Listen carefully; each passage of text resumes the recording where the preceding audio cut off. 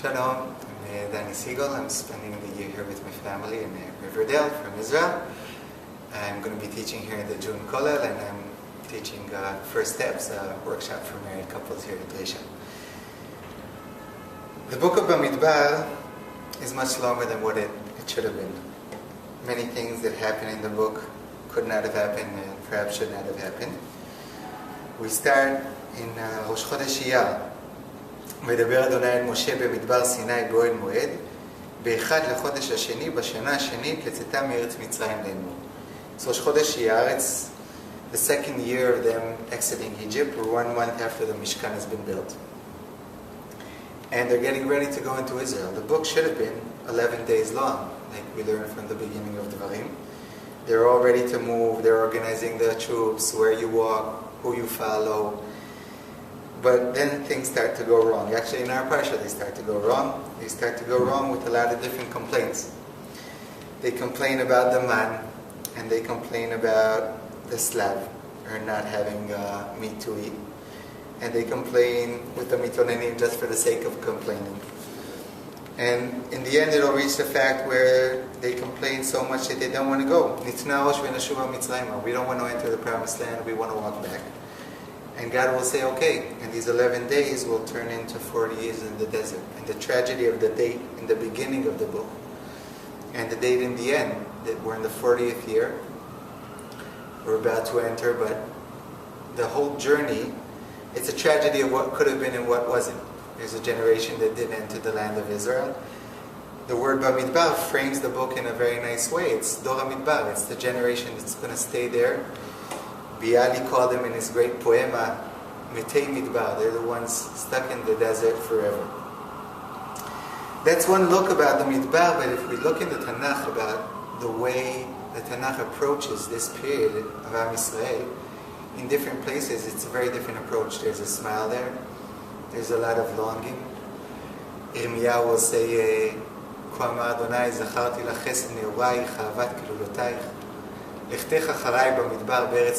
Remember the amazing time that we spent together in the Midbar. He'll speak like a lover to it, like כמו אוהב לאוהבת. זכרתי לך חסד נעורייך, the wonderful period before we got married. And when Hosea speaks about renewing the love between the Kadosh Baruch Hu and Am Yisrael, he'll use the Midbar again. לכן הנה אנוכי מפתה והולכתי המדבר. I want to take you out again to the desert to have that wonderful time again.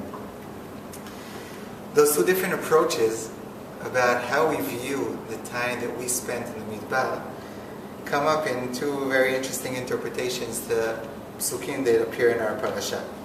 In Perek Tet, in the 9th chapter, we have the story of the setting up of the Mishkan, and basically the instructions of how Am Yisrael is supposed to proceed in the desert. Uveyom hakim et hamishkan, kiseh anan et hamishkan. So there's an anan above the Mishkan. And we're supposed to follow this anan. From Pasuk Yud Zayin, it starts telling us, and it'll say it again and again, that when the anan stops, we stop and part. And when the anan proceeds, then Am Yisrael proceeds. So it begins in Pasuk Yud Zayin, ולפי העלות הענן מעל האוהל ואחרי כן ייסעו בני ישראל, ובמקום אשר ישכון שם הענן שם יחנו בני ישראל. When the anan moves, you move. When it stops, you stop. And then in Pasuk Yud will say it again. Al pi Adonai yis'u bnei Yisrael, ve'al pi Adonai yachanu. And again, kol yemei asher yishkon ne'anad al mishkan yachanu. And if that's not enough, I'll say it again in Yutet. If the anan is there for a long time, yamim rabim, so Am Yisrael is there for a long time. And if it's there for a day, it's there for a day. And then Pasuk Yud Aleph will say if it's there for a day and a night, you're there for a day and a night. And Pasuk Kaf Bet will say if it's 1 day or 1 month or 1 year, again and again. And they'll sum up again in Pasuk Kaf Gimel, Al pi Adonai yachanu ve'al pi Adonai yisav. Wherever the anan goes, you go, and when it stops, you stop. And why does it say it again and again? Many of the Parshanim approach this. So the Ramban says this is the problem with the desert. It's the total dependency. It's not knowing where you live. That's the great koshi that Am Yisrael is in. And we never know how long we're going to be somewhere. How deep do we need to bang in the pegs of our tent? Do we unpack boxes or do we leave them packed? Do we hang up the laundry? Do we do laundry? The idea of never knowing where you're going to be for the next day, that total tlishut, not being attached to something, that's the desert. That's one view of the desert. But there's a different interpretation to the pasuk, Al pi Adonai yachanu ve'al pi Adonai yisau. And that's brought in the Talmud in Masechet Shabbat, in the middle of a halachic discussion. So the Talmud is discussing different melachot that are asur on Shabbat. And we have among the 39 things that aren't positive, but they're negative. It's like not sowing, but tearing, or not building, but tearing down something. So the rule is that you're not chayav on something which is negative unless it's there to create the positive. I'm not chayav if I tear down a wall unless I'm tearing down a wall in a specific place where I want to build another wall. The Gemara will call that soter al menat livnot bimkomo. But then the Talmud asks, how can that be? Because we learn all the melachot, all the things that are not allowed from the Mishkan. And when they took down the Mishkan, it was always to put it up somewhere else. So it was never taking down the wall in order to build something there. It was always taking down in order to build somewhere else. But the Talmud gives a beautiful answer. It quotes the verse we were using earlier, Al pi Adonai yachanu ve'al pi Adonai yisau. They did everything according to what God said. And because of that, basically the Mishkan is always in the same place. It was, in the first place, it was where God wanted it to be. And it might have moved 5 miles away, but that's where God wants it to be. It's always the same place. So, in real terms, it didn't move. That's a totally different look on not being attached to one place in the desert. It's going to sleep, and you don't know where you're going to wake up the next morning, but you know who you're going to wake up with. In that sense, the midbar is not being connected, it's totally being connected. We're always with the Kadosh Baruch Hu. We might move geographically, but we're always with Him.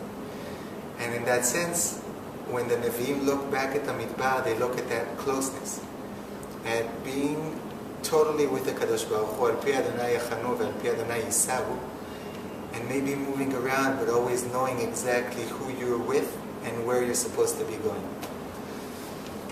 I think that's very true on a national level, and I just think it's very nice to apply to personal midbariyot that we walk through. When you're not sure exactly where you are, there's something very comforting in knowing who you want to be with and where you want to be going. And that allows you to deal very nicely with not knowing exactly where you're going to be tonight and where you're going to be tomorrow or the next day. The midbar, I think many times when we look back at midbar, like the Nevi'im look back, so the midbariyot that we walk through turn into a real present. What the pasuk will call me midbar matana. And when we look back, we can see where the midbar led us and not only experience the difficulty of the midbar. 1 week before Shavuot, we can finish by saying that the pasuk says that kol mi she'eino mesim atzmo kamidbar en talmudo mitkayemet be'edo. You have to. The good thing about not knowing is that you're open to new knowledge. And if we allow ourselves to be a midbar, we can receive the matana. If we allow ourselves to open up like a midbar, we can turn the midbar into a real matana that we're walking in. Shabbat Shalom.